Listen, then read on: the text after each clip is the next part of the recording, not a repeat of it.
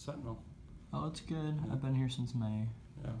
So yeah, I like it. Now, where'd you grow up again? I'm from close Ann Arbor, South South Lyon. Oh, yeah. okay. So were you on the Livingston, Oakland, or Washtenaw side of South Lyon? I was Livingston. Livingston. Just Okay. over the line. So you graduated from South Lyon then? Yep. Yeah. So Yeah. that's one of those school districts that covers 3 counties. Yeah. So interesting. So, Yeah, it's a big school district. So then you went to state, right? Yep. Yeah. So, that's good.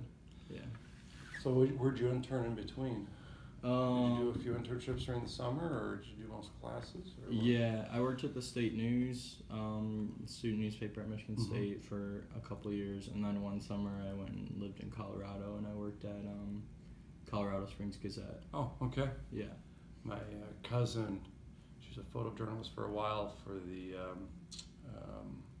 Greenlee? Okay. Greenlee News or something. So, Yeah, that sounds so. cool. Yeah. So, Gotcha. but she lived out there for a while. That's where she kind of got started. So Yeah. she's up to Jacksonville, Wyoming now. Oh, okay. Cool. Yeah. So how'd you find the Sentinel? Well, I was just kind of looking for jobs all over, and this was the one that popped up. Yeah. I was able to start the day after I graduated, so that was good. Hey, it's always not too bad. Yeah. Good. It's a good town. It's a good community. Yeah. Good area. So. Yeah. Good. All right. So I guess,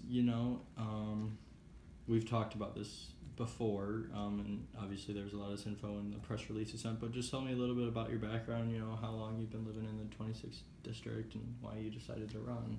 Yeah, so 26th district, which is all of Allegan County, all of Gaines Township and the city of Kent Woods, those 2 municipalities in Kent County, and then all of Van Buren County.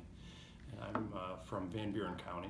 I grew up on a 6th-generation dairy and grape farm down in Van Buren County. My great-great-great-grandma built the first fence in the township. That was to keep the deer out of our outdoor kitchen. And so I learned the value of hard work at a young age. And I was the middle of 5 kids. And that's where Aric with an A came from. They all started with A's: Andrew, Aaron, Aric, April, and Angel. My mom's Ann. My dad's the odd one out, Gordon.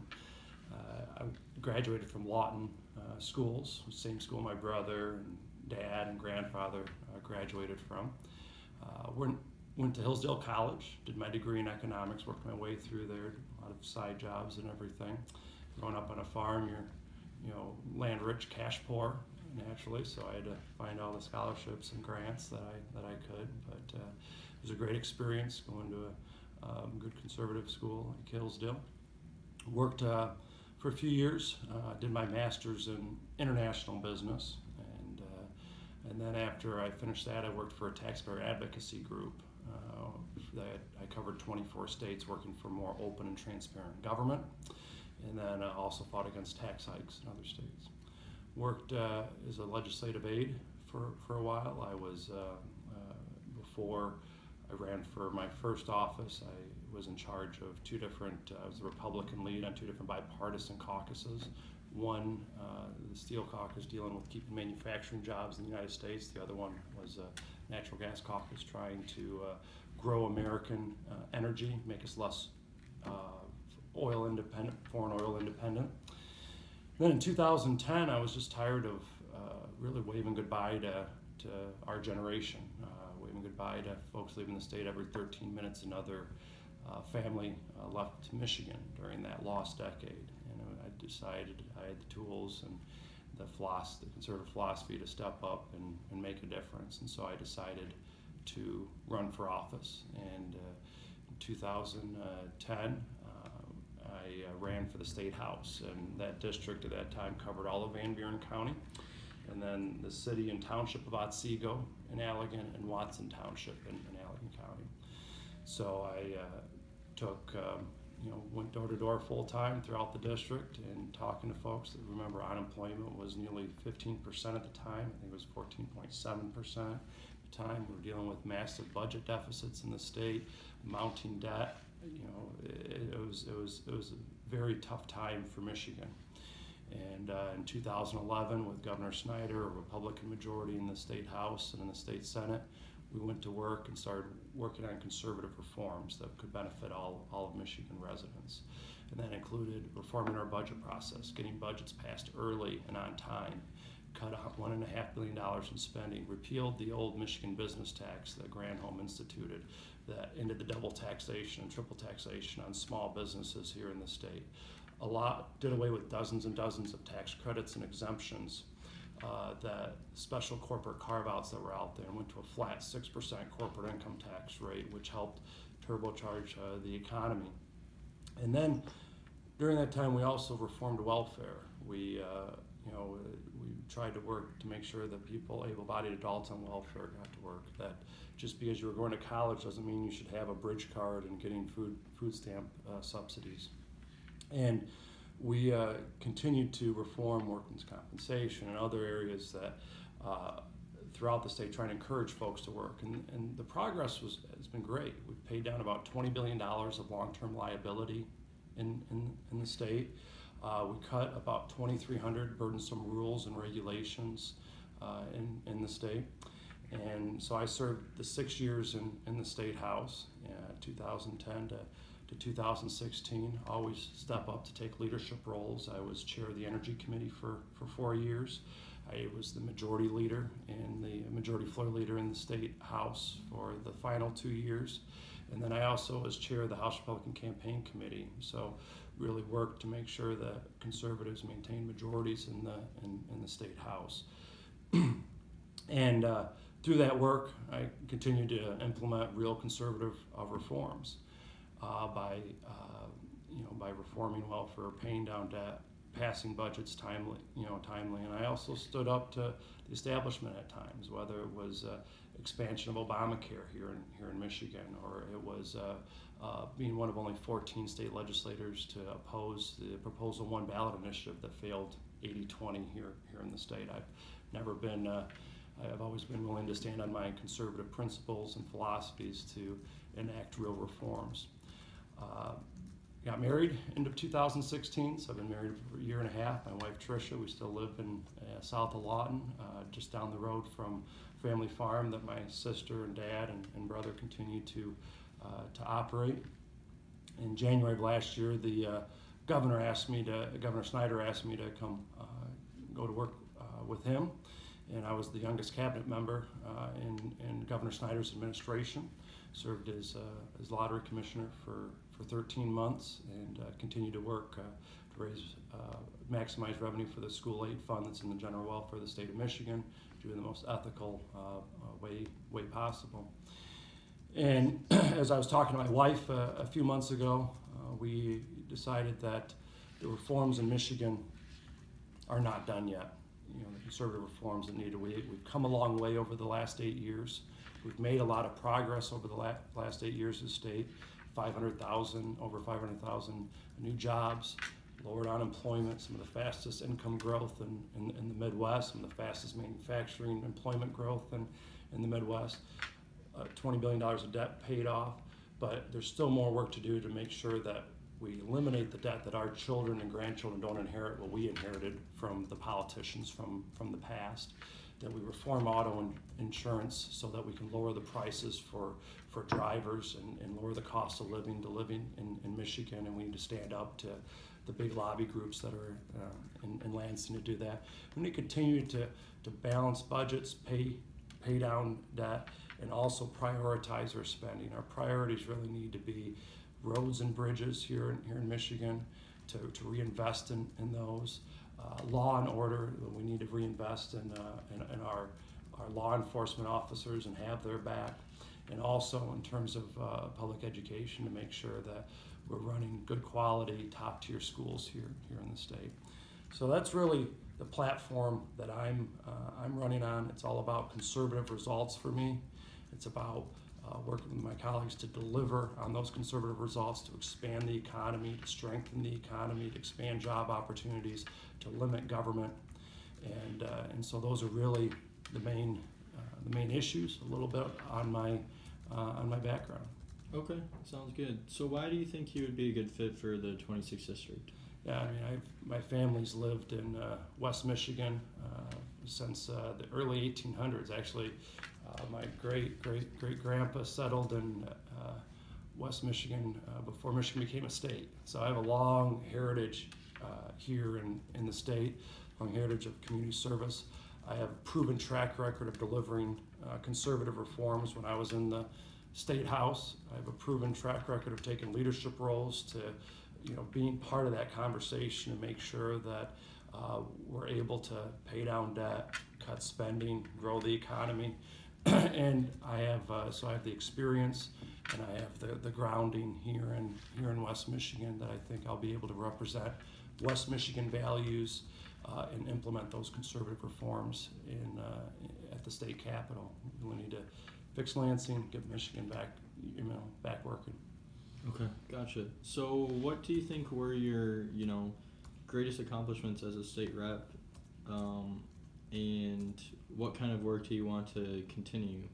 I mean, you work as a team, and you have to work as a team because if you don't get 56 votes in the House, 20 votes in the Senate, and the signature of the governor, you can't implement those reforms. So it's how do you work with the team, and we have that proven record of teamwork of passing right to work legislation in 2012, something that most conservatives thought was another decade, was another generation away from being able to happen. But working as a team, not caring who took credit for it, and not worrying about the next election, but worried more about the next generation is what's required to get to work. Paying down that $20 billion in debt, that wasn't just one thing, that was several things. Transitioning state employees to health retirement accounts that are prepaid instead of leaving that payment plan or debt onto the next to the next generation, saying, hey, here's, we charge up the credit card, now you guys have to pay for it. Reforming, making those prepayments into the teacher retirement plan so that we don't have to pay those off, so that the next generation doesn't have to pay off that debt. Implementing budget processes that actually, during the lost decade, when Granholm was in charge, the number of government shutdowns, the number of times where the Speaker of the House had to put the, again, this was before I served, when the Democrats were in charge, had to put a cover over the clock so they can say they passed their budget by midnight at the end of September, which they didn't, and they kept having government shutdowns at that point, and they were in session for 45 days straight. I think it's great to see that over the last 7 years that we've been able to pass budgets early, not just on time, but early. And that provides opportunities for our local school districts, our local municipalities to be able to plan longer term. Because their budget years usually start July 1st, the state's budget starts October 1st. And so if they don't know what the state's budget is until the end of September, they're already a quarter of the way, a third of their way through their budget year. And that's been a big reform that, again, hasn't been covered a bunch in the news, but it's responsible, conservative work that's required. I worked a lot in terms of on tax committee of eliminating the old Michigan business tax. It was one of the worst business taxes in the nation. We went from a bottom 5 state in terms of our business tax to now a top 20 state. There's still more work to do, but small businesses are not stifled by our business tax anymore. It's predictable. We need to continue to work on lowering the income tax. That's something that a bill I introduced in my last term that we didn't get through. I think we need to get our income tax down to pre-Granholm days of the 3.9%, get under 4% on our flat income tax, or more if possible. And then there's also quality of life issues. Fiber and broadband continue to be a big challenge for our rural communities around West Michigan, and that's something where I introduced legislation to try to supercharge that investment into unserved areas for high-speed broadband. Growing up on a farm, I understand how tough it is and how there's areas that don't have broadband hooked up. So those are a few of the issues of my accomplishments. I worked, I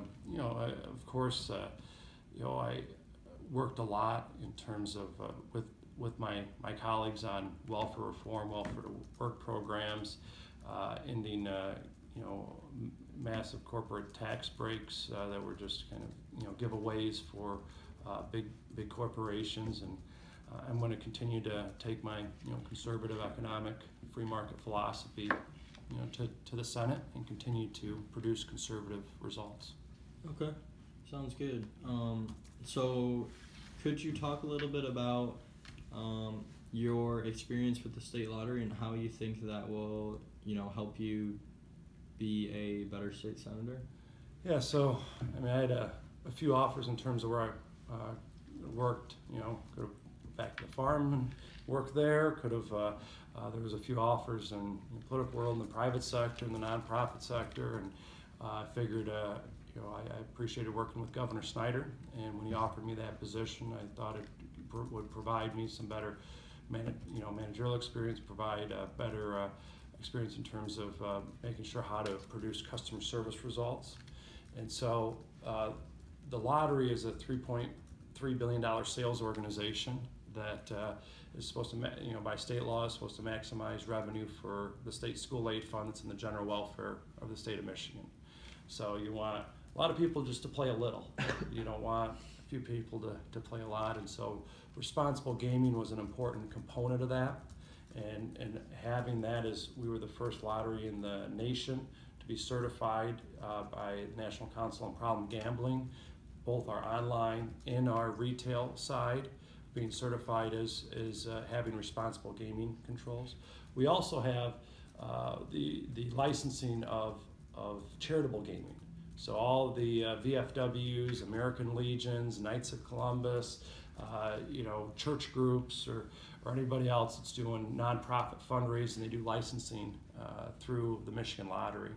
And I worked with our crew to try to narrow that timeline in terms of when they apply for a license and when they receive a license. And so there's still more work to do, but when you're working with,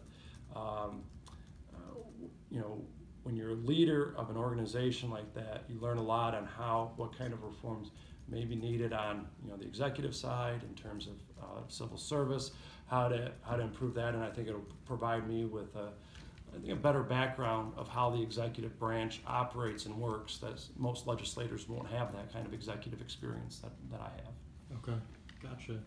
What kind of questions to ask during those committee hearings? What kind of questions to go after some of the directors, no matter who the next governor is. And so being a former cabinet member with Governor Snyder will give me that insight of having been in those cabinet meetings, having been in those deputy commissioner meetings, that kind of insight of what kind of questions to ask to dig deeper and to fight for the residents of West Michigan.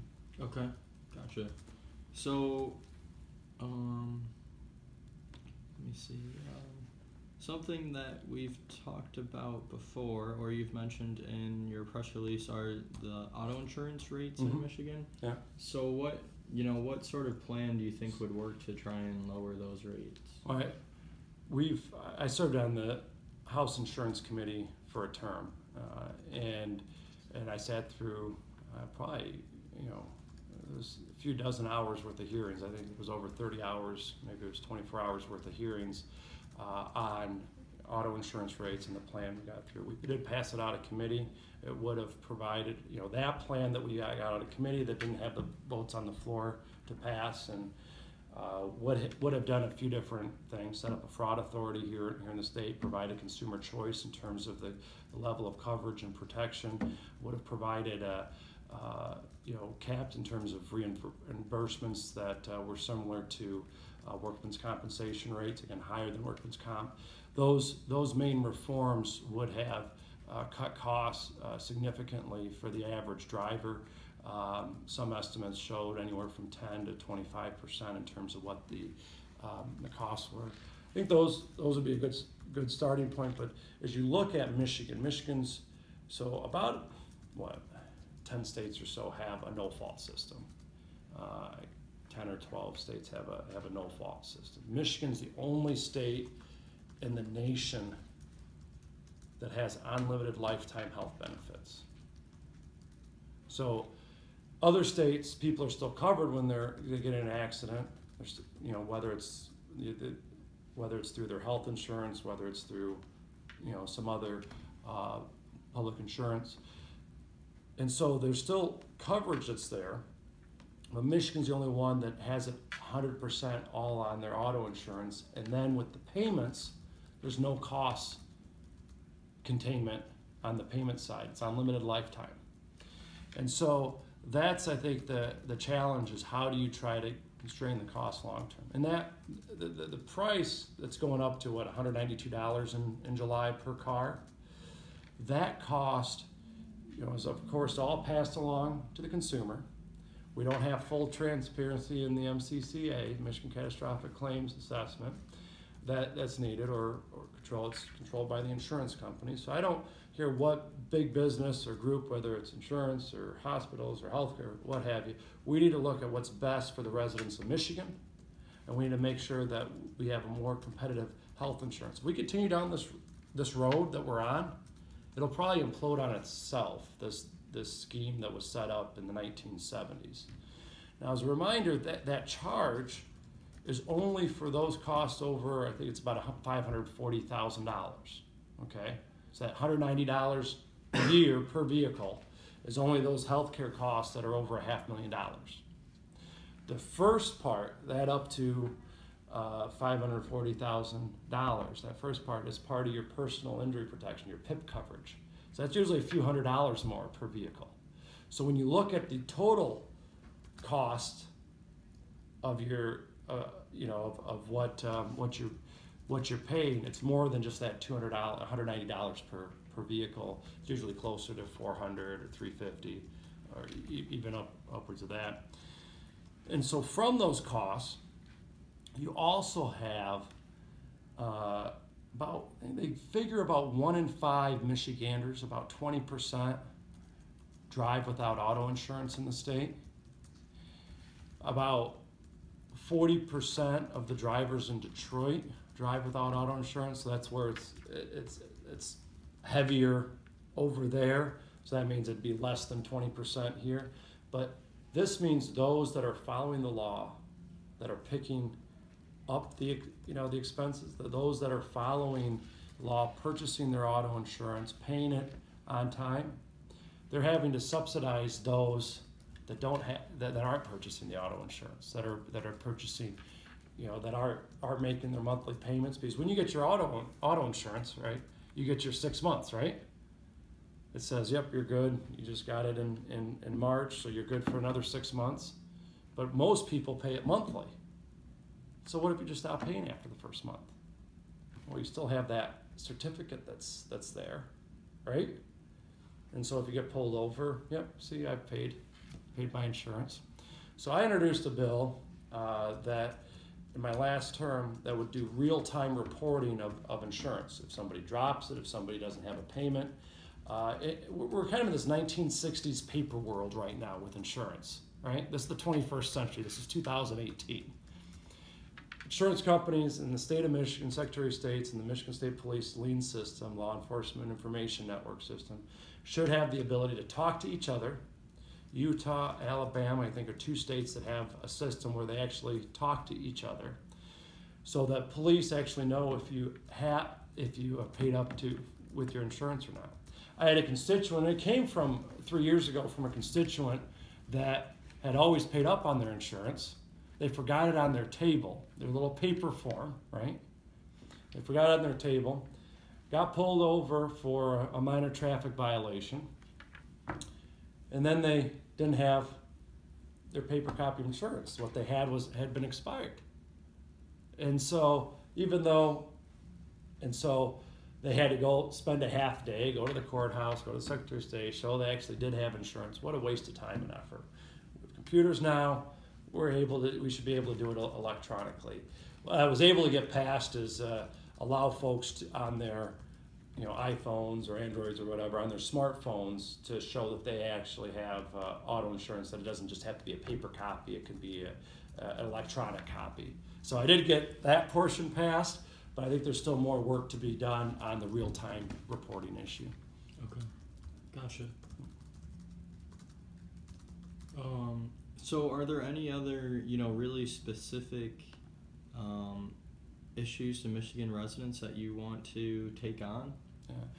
I mean, there's a few areas that, I mean, I'm a big defender of our Second Amendment rights. I'm a big defender of the right to life. I've always been, endorsed by Michigan Right to Life in every election I've run in. National Rifle Association, in every election I've run in.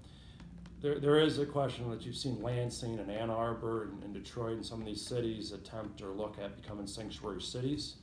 I think law enforcement should work with other law enforcement, whether it's local, state, or federal, and there needs to be that communication with law enforcement.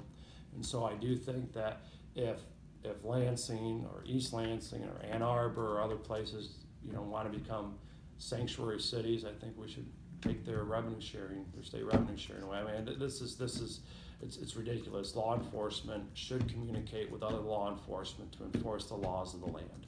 Period. And there's other areas such as the opioid epidemic that's out there. We need to continue to work on solutions to those via treatment and enforcement. I think it's trying to find those, find that balance on the rampant drug use. I mean, it's been meth and heroin and opioid abuse. I mean, has been a big challenge in both Allegan and Van Buren counties. And so those areas that I'm looking forward to working with prosecutors and law enforcement, a law and order type of Republican, and I think human trafficking and sex trafficking.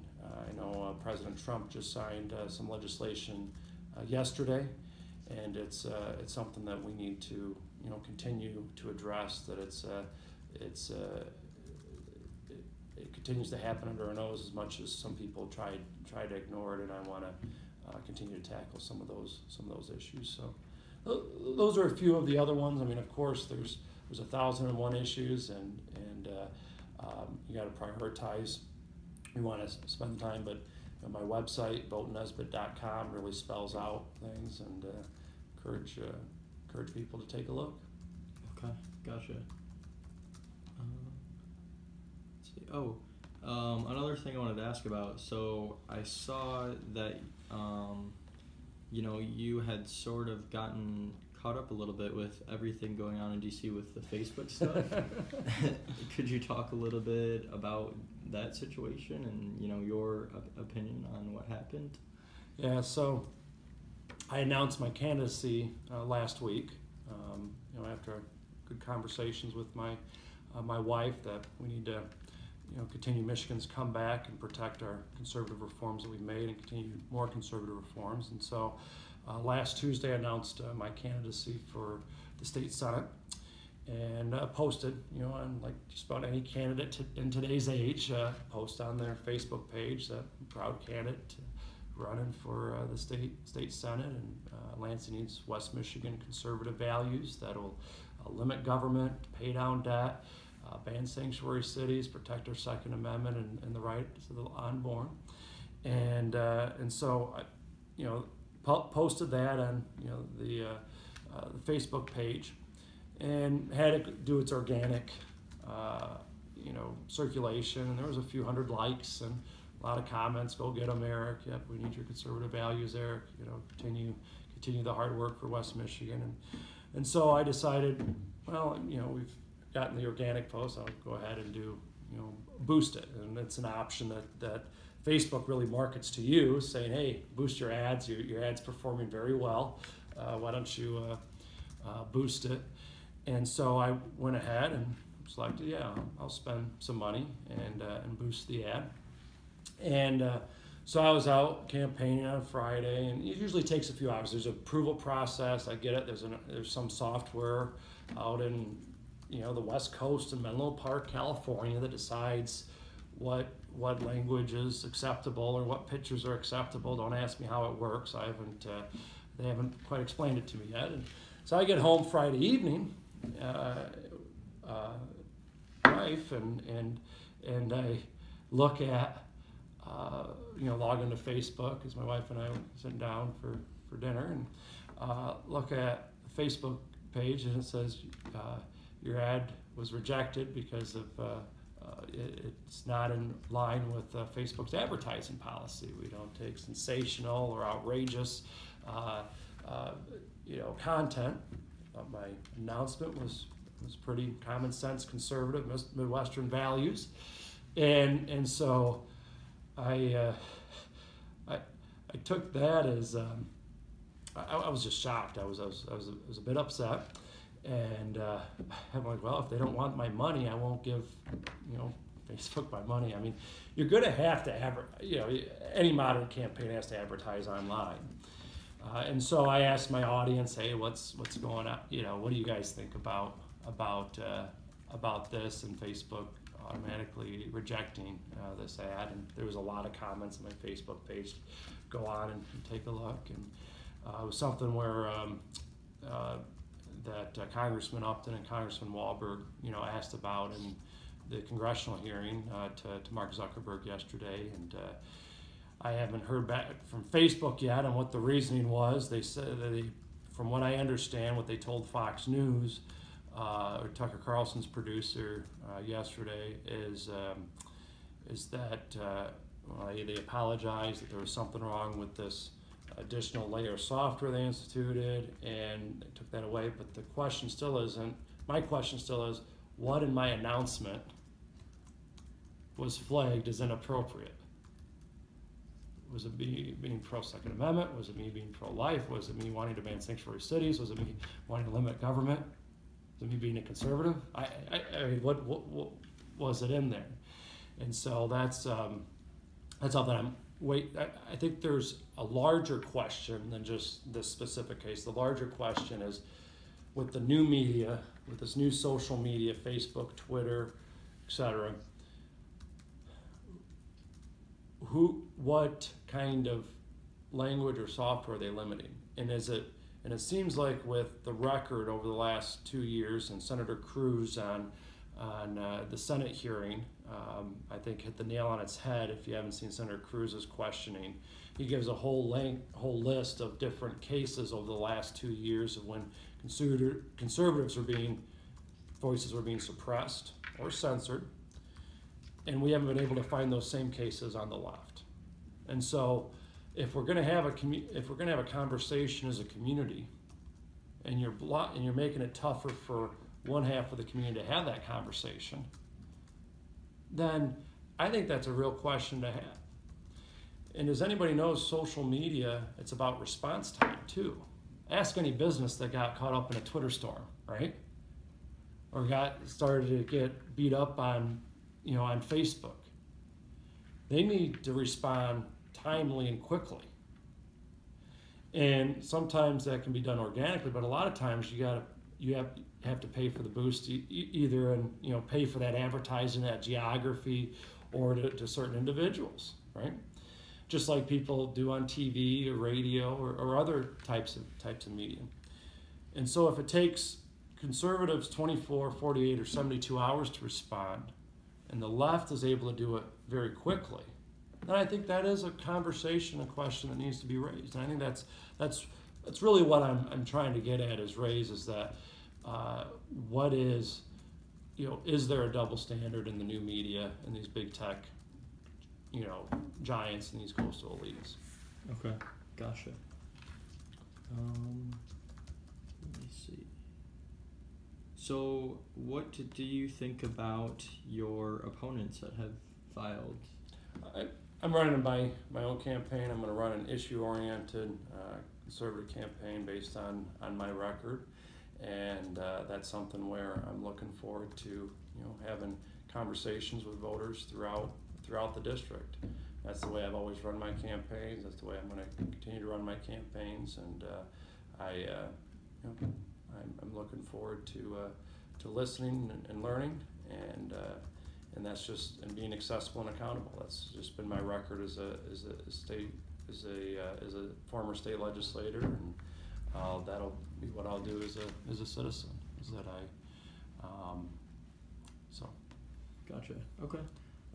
Well, I think that is all the specific questions that I wanted to ask. Is there anything that we haven't talked about, or anything you think you should mention? I think we covered a lot in terms of my work as a my work as a conservative reformer, my history of growing up on the farm, going to Hillsdale College, receiving a degree in economics, my background, qualifications, and being an accessible, accountable, representative for the people, and I want to take that experience to the state senate. So thanks for having me. I appreciate the opportunity to share my positive, conservative message of delivering results for the people of West Michigan. Okay. All right. Cool. And then could I just grab a photo of you real quick? You didn't like my photo? Well, you know what? You're right. We already have one, but I don't know. I always like to grab one. Well, Is this good? Yeah, that works. And then if it doesn't turn out, I can always use the one that you sent already. I have a variety of other ones too. So.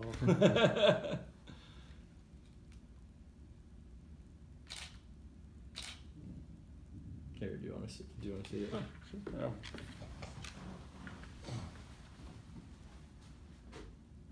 It's up to you. Okay. Whatever you think works. All right, cool. Yeah. All right, well, then we should be all set. I'll just turn this off.